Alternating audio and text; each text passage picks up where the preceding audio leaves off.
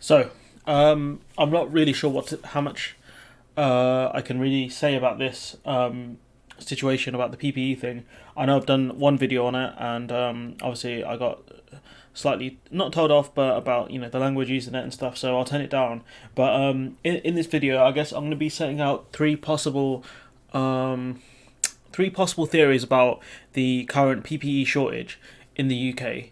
And I know that people are going to claim that, there's a global supply shortage. However, I'm going to set out the case that the UK or the British government have made more than a few mistakes here.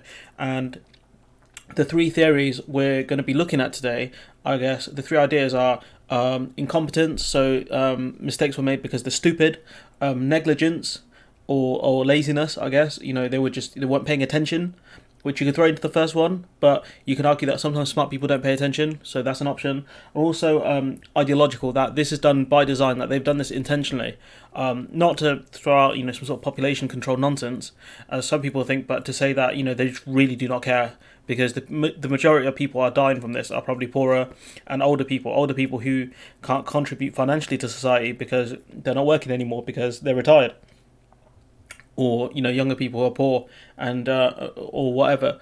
That doesn't matter. But I'm gonna talk about the different sort of flashpoints, I guess, or different cases the government's tried to make about the PPE. So without me rambling on too much more, let's look at this sort of video compilation by Peter Stefanovic, and I'll be linking his Twitter below. Big shout out to him. So if we start here.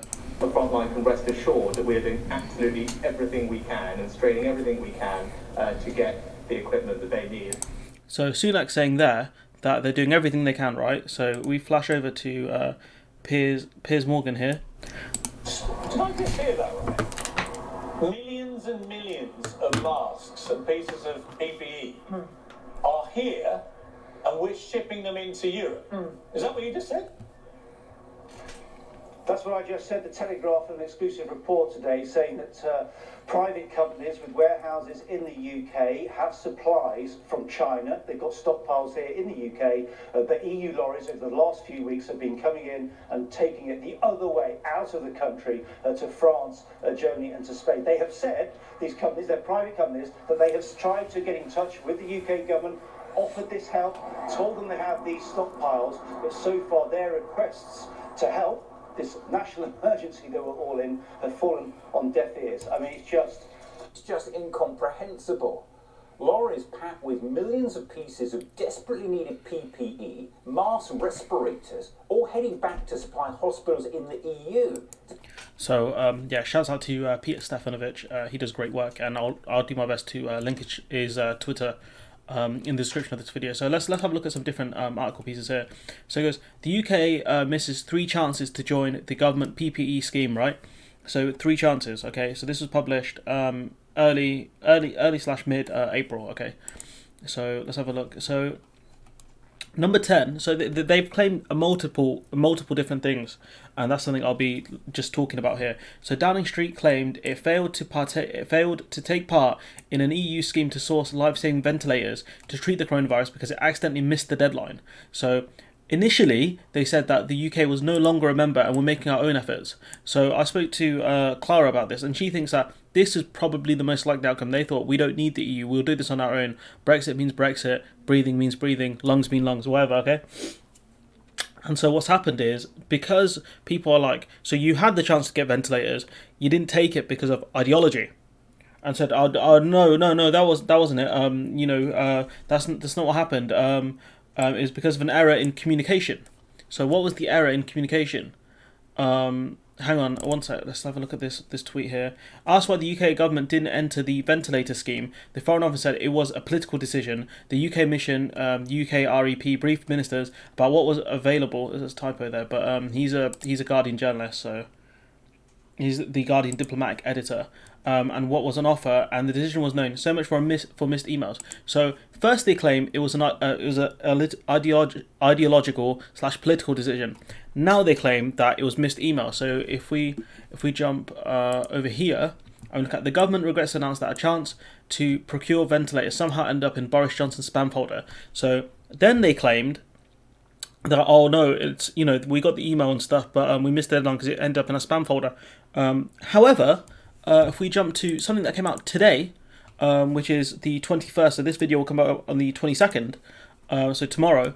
If we look here, this is from an MP, Tom Tugendhat. What? Probably not how you pronounce his name. So look, if we look here, unfortunately, due to a misunderstanding, I inadvertently and wrongly told the committee, the Parliamentary Select Committee, the ministers were briefed by UK MIS on the EU's joint procurement agreement scheme and took a political decision not to participate in it. This is incorrect. So he's saying that he misinformed the committee, but it was a mistake. A mistake, bro. Ministers were not briefed by our mission in Brussels about the scheme, and a political decision was not taken. So now this is where it gets really interesting. So the facts of the situation are as previously set out. So not this that you previously set out, or you previously set out in previous things. No, the facts are this. Owing to an initial communication problem, the UK did not receive an invitation in time to join in 4 joint COVID EU procurement schemes. So first they say, it was a political decision. Then they claim that it was incompetency because it ended up in Johnson's spam folder, and now they're blaming the EU. I don't know. Which one do you guys think it is? Do you think, is it incompetence, is it negligence, or is it ideology? So if we go here, this is about the video cited earlier at the start of this video, about the fact that UK companies a UK PPE that is in the UK is being sent to EU-based EU countries purely because these companies need somewhere to sell this stuff to.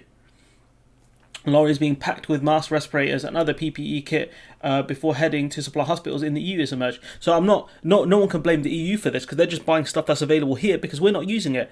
And if you want to see the pièce de résistance, you have multiple companies, including this man here, who's claiming that I'm trying to contact the government, they're not listening. And so the government and other people have said that, look, it's up to the NHS. The NHS meant to buy their own stuff. So what the government could easily do is put these people in contact with the right people within the NHS, but they're not doing that. I've seen multiple tweets from MPs who are trying to do this, but it's not their responsibility because they're not in government. These are Labour MPs typically. So Paul Dodd says he spent $8,000 on materials and wages for the work, but after 4 weeks he's been forced to stop. Mr. Dodd, owner of the Weaver Dane and Trade in Cheshire's a nice area, I think, said, I knew there was a risk buying material, but I thought I was doing the right thing by helping. I'm not going to lie, I reckon he thought he could make some money. I feel it was a bit mean, but I think he thought there's a chance to make some money out of this, purely because he's going to be supplying essential goods to people, but whatever, Mr. Dodd said he already donated 23,000 visors, or 2,300 visors, to local hospitals as part of a separate crowdfunding project which he made. They offered to manufacture the visors on the government website. He employs 9 people and said he had sourced the necessary materials, which would not have been easy to do, before they were sold out, and started to work on 1,300 visors which are stockpiled and ready to go. He spoke of his frustration and disbelief, adding, I've heard heartbreaking stories within the NHS and with NHS staff in fears. After setting up a Facebook page publicising his efforts, Mr. Dodd said he was contacted individually by a surgeon who asked for 75 visors. So doctors and surgeons have to go and source their own stuff because the government's inability to do it. So the surgeon said he was not prepared to go to work without them. I don't blame him, to be fair. If if you're at risk at catching coronavirus, but by the nature of you being around patients, then you shouldn't have to. You shouldn't be putting yourself at risk. You wouldn't ask a soldier to go into battle with no armor when there's bullets flying, especially in this case where you can't even see what's coming at you. You can't see the disease. And so it just beggars belief that this situation. Now, Mr. Dodd said he had adhered to government standards in the productions. He must have if he's managed to donate so many and give these to the surgeon as well. But there's too much red tape and people are passing the buck. So I don't know about the red tape thing, because obviously things have to be made to spec. But passing the buck seems entirely accurate because, as we've covered here in these three different articles, really. So the UK has missed 3 chances to join the EU scheme to bulk buy PPE. So 3 chances there. They missed the ventilator one. So what did we see? They said we're doing it on our own. To quote the words of Raf, I did it all by myself. Yeah, that's what we thought we could do. Couldn't do it. So what's happened? We're saying that it's a communication error, bro. That's what happened. Then they say end up in a junk folder. You sound like an idiot saying that. The fact that Dominic Cummings managed to spin this one into this, ridiculous. honestly, that is some of the worst spin I've ever seen, man. Weak source. And so, we don't want to be a member. We're not a member, so we're going to do it on our own. End up in the spam folder. Now they're saying, oh, it's the EU's fault. So I want to know, let me know, if you're watching this, drop a like on the video, please. And tell me, what do you think it is? Is it incompetency? Are this government just stupid? Are they stupid? And now people have died because of, we voted in a bunch of idiots and they don't know what they're doing? Or is it because of negligence and laziness that they just didn't expect this thing to happen and hit so badly? As we spoke about in a previous video about, the government sort of awful modelling that they did on the damage the coronavirus would do. That's why they haven't taken this thing seriously. Or is it ideological? Is this by design? That the fact that they haven't even gotten British businesses that are producing PPE and have stockpiles of PPE to buy it off them. All this being patriotic, buying British and all this stuff, right? You could say buying, stuff from China in factories isn't very patriotic, but this man here, he's producing the stuff. He's producing the stuff. Obviously, he can't make the raw materials. He gets the raw materials probably from elsewhere, but he's producing it. So where's that great patriotic, bulldog spirit? They talk about the World War II spirit and all this stuff, right? If the British Army and the rest of them were incompetent, we would have no chance against them. It takes proper planning, and this is something the government haven't done. So me personally, I think at the start it was possibly negligence. I think it's just negligence, to be honest. I think other people think it's ideological. Let me know what you think. Let me know in the comments.